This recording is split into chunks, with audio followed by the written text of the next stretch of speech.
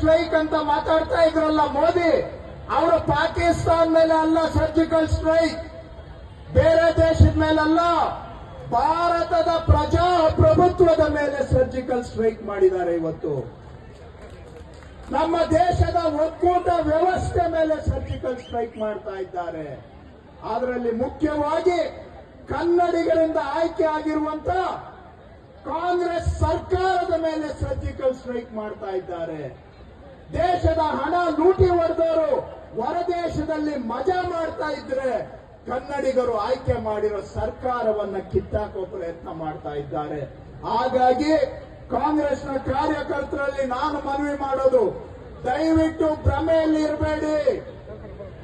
ಯಾವುದೇ ಕಾರಣಕ್ಕೂ ಕೂಡ ಅವರು ಗವರ್ನರ್ ಬಂಗ್ಲೆಯಲ್ಲಿ ಕೂತಿದ್ದಾರೆ, ಗವರ್ನರ್ದು ಸೀಲ್ ಇದೆ ಅಂತೇಳಿ ಅವರು ಖಂಡಿತವಾಗಿ ಗವರ್ನರ್ ತರ ನಡ್ಕೋತಾ ಇಲ್ಲ.